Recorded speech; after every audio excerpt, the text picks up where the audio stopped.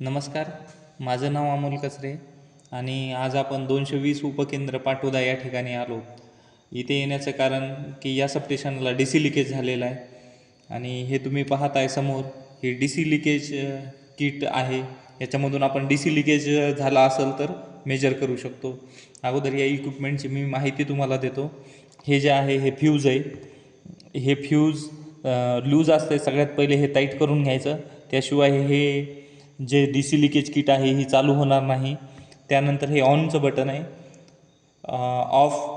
त्यानंतर हे जे आहे हे फ्रिक्वेन्सी सेटचं बटन आहे. फ्रिक्वेन्सी ऑन आणि फ्रिक्वेन्सी ऑफ हे जे आहे हे अर्थला कनेक्ट करणार आहेत. आपण ग्रीडच्या अर्थला कनेक्ट करणार आहेत इथून. आणि हे जे आहे इथे एक पॉझिटिव्ह आणि एक निगेटिव्ह टर्मिनल आहे. तर आपण हे चालू करून पाहू. हे किट असं ऑन केल्यानंतर हे किट आता ऑन झालेलं आहे. आणि मग जेव्हा आपण इथून एक पॉझिटिव्ह टर्मिनल आणि इथून एक निगेटिव्ह टर्मिनल घेऊन आपण जिथं आपल्या डी सी डी बीला कनेक्ट करणार आहोत, जिथं फॉल्ट झालेला आहे, आणि ह्याचं कनेक्शन एक अर्थला देणार आहोत. तर आपण इथं बघतोय सध्या बघतोय हे पॉझिटिव्ह प्लस व्ही टू लिहिलं आहे इन व्ही. म्हणजे हे positive voltage D C D बीचं जे पॉझिटिव्ह आहे तिथून तर अर्थपर्यंतचं व्होल्टेज आहे. आणि हे निगेटिव्ह टर्मिनलपासून तर हे अर्थपर्यंतचं कनेक्शन आहे. हे मायक्रो ॲम्पियरमध्ये करंट जो फ्लो होणार आहे डी सी लिकेज करंट तो दाखवला आहे. आणि हे जे आहे हे फ्रिक्वेन्सी आपण या स्विचनं ती फ्रिक्वेन्सी आपण सेट करणार आहोत. आपण पहिलं जे पाहिलं ते ट्रान्समीटर आहे आणि हे जे आहे हे रिसिव्हर आहे. रिसिव्हरमध्ये पण हे ऑन आणि ऑफचं बटन आहे. त्याच्यानंतर हे टेस्टचं बटन आहे. आपण ऑन करून पाहू. हे आता ऑन झालेलं आहे. ऑन झाल्यानंतर ट्रान्समीटर ट्रान्समिट सिग्नल करन आणि रिसिव्हर ते सिग्नल रिसीव्ह करत. रिसिव्हरमध्ये पण एक मॉब आहे जो आपण डी सी डी बीमधल्या फीडरला कनेक्ट करणार आहोत. त्याचे कनेक्शन आपण लवकरच पाहू. आणि जी फ्रिक्वेन्सी ट्रान्समीटरमधून येईल ती जर रिसिव्हरमध्ये जर फ्रिक्वेन्सी आली तर आपण समजायचं की डी सी लिकेज आहे, अदरवाईज डी सी लिकेज नाही. जर फ्रिक्वेन्सी दोन डिफरंट असतील तर डी सी लिकेज नाही. हे जे आपलं आहे हे 220 केवीचं चार्जर आहे. आणि आता आपण इकडे आता आपण पाहतो इथं डी सी लिकेज थोडासा 0पेक्षा थोडासा वर काटा गेलेला आहे. जेव्हा काटा हा अपवर्ड डायरेक्शनला जातो तेव्हा आपण समजायचं की पॉझिटिव्ह जे आपलं केबल आहे डी सी डी बी मधलं त्याच्यामध्ये फॉल्ट आहे. आणि काटा हा जेव्हा डाऊनवर्ड डायरेक्शनला येतो तेव्हा आपण समजायचं की आपल्या निगेटिव्ह केबलमध्ये फॉल्ट आहे. तर आपला काटा कधी पॉझिटिव्हला जातो तर कधी निगेटिव्हला येत होता. तर त्यावरून आपण आता ठरवतो की आपला डी सी डी बी मध्ये पॉझिटिव्ह साईडला फॉल्ट आहे की निगेटिव्ह साईडला फॉल्ट आहे. आता आपण डीसी डिस्ट्रीब्युशन बॉक्स ओपन करून पाहू.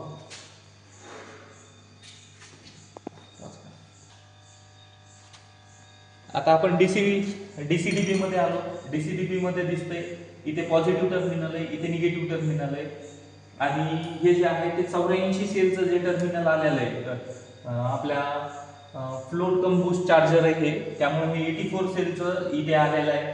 तर आपण सगळ्यात पहिले काय करणार आहोत की जे ट्रान्समीटर आहे त्याचं एक क्लिप पॉझिटिव्हला, एक क्लिप निगेटिव्हला आणि एक ग्राउंड करणार आहोत.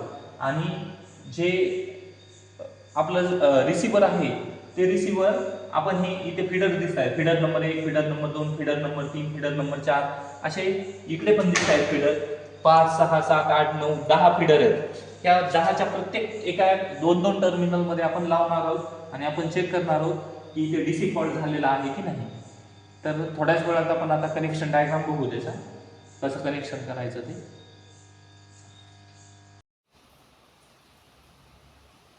आता आपण जी पाहत आहोत ही डी सी डी बीची ब्लॉक डायग्राम आहे.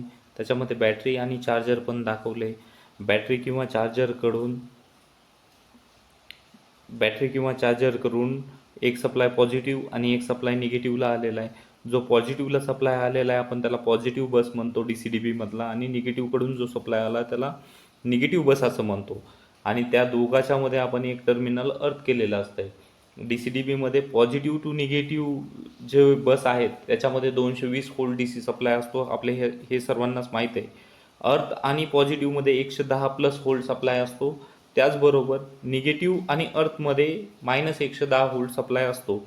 आता आपल्या बसपासनं DCDBच्या बसपासनं आपण फिडरला सप्लाय दिलेला असतो. जसं की इथून सप्लाय गेलेला आहे, हे feeder number 1, feeder number 2, feeder number 3 आणि फिडर नंबर 4 असा सप्लाय गेलेला आहे. एक पॉझिटिव्ह एक निगेटिव्ह टर्मिनल. समजा एखादा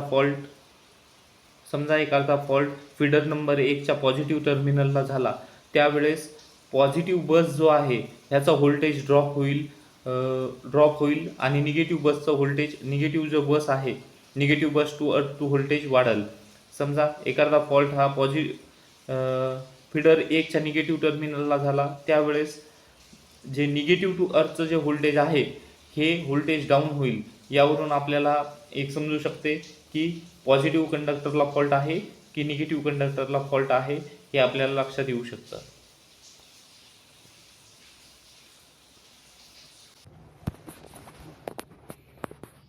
आता आपण आणखीन एक महत्त्वाचा पॉईंट शिकूयात. समजा आपण एक बल्ब घेतला आणि तो बल्ब पॉझिटिव्ह आणि निगेटिव्ह केबलमध्ये जर लावला तर तो बल्ब ग्लो होईल, 100% सर्वांनाच माहीत आहे. पण तो अर्थ आणि पॉझिटिव्ह टर्मिनलमध्ये लावला, म्हणजे 110 व्होल्टला लावला तरी तो ग्लो होईल. आणि तो बल्ब हा अर्थ आणि निगेटिव्ह टर्मिनलमध्ये लावला, म्हणजे -110 व्होल्टला, तरी पण तो बल्ब ग्लो होईल. पण समजा एखाद्या फिडरमध्ये फॉल्ट झाला, फिडरच्या एखाद्या पॉझिटिव्ह इंडला जर फॉल्ट झाला, पॉझिटिव्ह जे केबल आहे त्या पॉझिटिव्ह केबलमध्ये जर फॉल्ट झाला, तर आपण जर आता बल्ब लावला पॉझिटिव्ह केबल आणि अर्थ केबलमध्ये, तो बल्ब ग्लो होणार नाही. याच्यावरून आपल्याला समजतं की पॉझिटिव्ह जे केबल आहे त्या केबलमध्ये फॉल्ट झालेला आहे. समजा दुसरी कंडिशन जर घेतली आपण की हा जर फॉल्ट हा निगेटिव्ह केबलला झाला, म्हणजे हा जो निगेटिव्ह केबल आहे खालचा, ह्याला जर फॉल्ट झाला, जेव्हा आपण पॉझिटिव्ह आणि निगेटिव्ह केबलमध्ये बल्ब लावण्याचा प्रयत्न करू, जेव्हा आपण अर्थ आणि निगेटिव्ह केबलमध्ये बल्ब लावण्याचा जेव्हा आपण ट्राय करू, तेव्हा तो बल्ब ग्लो होणार नाही. याच्यावरून आपल्याला समजतं की जे आपलं निगेटिव्ह केबल आहे फिडरमधलं, त्या निगेटिव्ह केबलमध्ये फॉल्ट आहे. समजा अर्थ लिकेजचा फॉल्ट समजा दोन्ही फिडरमध्ये झाला, पॉझिटिव्ह आणि निगेटिव्ह केबल, समजा हे निगेटिव्ह केबलमध्ये झाला आणि ह्या पॉझिटिव्ह केबलमध्ये पण फॉल्ट झाला. अशा टाईमला काय होईल, जेव्हा आपण पॉझिटिव्ह आणि निगेटिव्हमध्ये बल्ब ग्लो करण्याचा प्रयत्न करू, तेव्हा तो बल्ब ग्लो होणार नाही. याच्यावरून एक लक्षात येतं की जर पॉझिटिव्ह केबलमध्ये जर फॉल्ट असेल, म्हणजे पॉझिटिव्ह जे आपल्या फिडरमधनं वायर गेलं आहे त्या फिडरमध्ये जर प्रॉब्लेम असेल किंवा त्याच्यामध्ये जर फॉल्ट झाला असेल, तर पॉझिटिव्ह आणि अर्थसोबतचा बल्ब ग्लो होणार नाही. समजा निगेटिव्ह केबलमध्ये जर फॉल्ट झालेला असेल, तर निगेटिव्ह केबलच्या DCDBमधला जो निगेटिव्ह आहे आणि अर्थ आहे त्याच्यामध्ये बल्ब ग्लो होणार नाही. आणि समजा फॉल्ट हा फिडरमधल्या पॉझिटिव्ह आणि निगेटिव्ह दोन्ही केबलसोबत झाला असेल, तर DCDBमधल्या पॉझिटिव्ह बससोबत आणि DCDBमधल्या निगेटिव्ह बससोबत बल्ब ग्लो होणार नाही.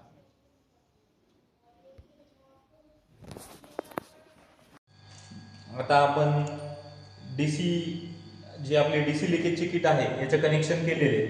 तर हे जे दोन मेन कनेक्शन आहेत हे DCDBमध्ये एक पॉझिटिव्ह टर्मिनलला गेले आणि एक निगेटिव्ह टर्मिनलला गेलेले ट्रान्समीटरचं सिग्नल. आणि हे जे रिसिव्हर आहे आपण हे प्रत्येक फिडरला दिले. आता सध्या आपण फिडर नंबर 2ला हे कनेक्ट केलेलं आहे. तर आपण चेक करण्यासाठी काय करणार आहे, याच्यामध्ये बघणार आहे, मेन स्विच ऑन केल्यानंतर इथे आपल्याला कळत आहे +V टू ईचा सप्लाय, म्हणजे न्यूट्रल सोबतचा सप्लाय 114 व्होल्ट आहे आणि निगेटिव्हचा सप्लाय 121 व्होल्ट झाला आहे. म्हणजे त्याच्यामध्ये 13 मायक्रो एम्पियर करंट हा फ्लो होईल आहे DC लिकेज. तर तो आता आपण ट्रेस करणार आहे.